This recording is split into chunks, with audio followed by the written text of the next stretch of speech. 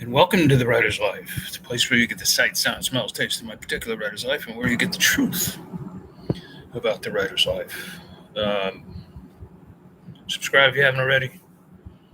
Uh, Punch the like button. Tap the bell for notifications so that you don't miss out on one single exciting video. Um, don't forget to go to the store, www.vinzandry.com, vinzandry.com, vinzandry.com, to get the latest and greatest of my stories, books, and novellas. Something there for everybody. So I'm coming to you from my new computer today, my new laptop, because the other one I destroyed within 2 years. Well, it's not destroyed, but the panel is going on me from pounding it too much. He said pounding it too much. All right, let's keep it clean. So I hope you're hearing me and I hope you're seeing me. Otherwise, this is going to be a failure. But anyway, I don't know. So social media, I've spoken about social media before, but not in a long time.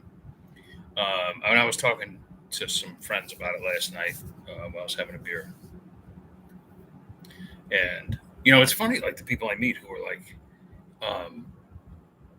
I like, who will say, I can't stand social media, right? But it's like addicting, like it's a time suck, right? And, I'm as guilty as this as anyone else is. Um, you know, when I'm traveling, I put up glam pictures, or I throw up pictures of my books, and I whore myself with my flash sales and promos and stuff like that. I'm as guilty as anybody. Um, but I tend not to real. I tend to just download. I don't like upload. I don't look at a whole lot of people's um, posts. I really don't. Um, is this shaking or is it me? Mary. Um, like I'll look at like some of my favorite writers, like Lee Matthew Goldberg, or Dick Belsky, or Charlie Salzberg, or Les Edgerton, or Paul Brazil, and so many others too. Sorry if I forget you didn't add your name to the list, but Dean Wesley Smith, Harvey Stanborough, Frank Diodat, so many of you guys that I'm interested in seeing. But other than that, I don't go scroll down and look at every little thing. And I I look at all right. I know this thing is shaking. I'm gonna try to figure out a way to get it to stop. Maybe that'll do it. Like sometimes I'll be in bed and I'll be reading, but then I'll just switch over to Instagram and look at some of the reels. Now that is a real time suck. It's just so easy to get possessed by like skiing videos or mountain biking videos where people are crashing all over the place. I mean, they're funny, and I'll send them to my friends or whatever.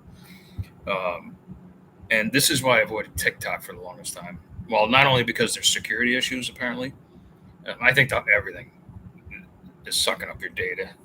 So I don't know if TikTok is really should why they're singling them out. Probably because it's Chinese or whatever. I don't know. But in any case, I do see a lot of my author friends are on TikTok, and some of them have a lot of friends. Um, and so I thought, all right, you know what, I should probably join the fray, even though it's like one more thing I have to do. But because book talk is supposed to be big, and I make these little videos anyway, so I might as well do it. But here's the thinking: we sell. It used to be when I first started in the late '90s. It was you sold locally. That's how you started. You sold to your local community, and you did little book signings, and you went to the library and you did stuff, and that's where you started, and you just sort of expanded from there. And responsible publishers knew that. They're like, you're going to start in your hometown, and you're just going to work your way out outside of it. Um, but now because we're in the digital, what I call the digital pulp era, um, meaning that we're back to we've come like full circle, almost back to like the 1920s, 30s, 40s, where the more you write, the more you get paid. And so it behooves you to write fast, it behooves you to write clean, and it behooves you to write very well. Um, and the spoils go to the prolific. Those who write slowly are going to fail at this model, or they will need to have a day job. No question about it. However, if you're lucky enough to be prolific, like I am, you could do very well here. And what's even better is we're selling, our audience is the entire world. Someone from Africa could be watching this, and often they do. I get West Africans chiming in and stuff like that. So this is a global thing, and this is new. It's not just about your home community anymore. You could be anywhere in the world doing this, and within a matter of months, I'll probably be back in Italy and doing everything that I do here over there, or it could be somewhere else. It could be Budapest. Doesn't matter.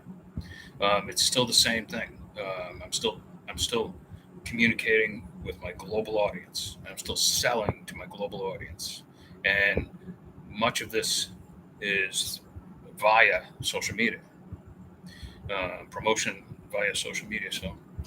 So you got to do it. You got to be on Facebook. You got to be on Twitter. You got to be on Instagram. You got to be on Book Talk these days. You got to be. It's a smart thing to start a YouTube channel. Already up to 7,000 subscribers and growing. So something's going right here. Um, it's just the way of the world.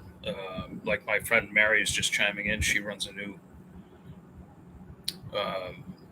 life coaching and personal training business called Gold Patrol 727. Look it up, Gold Patrol 727.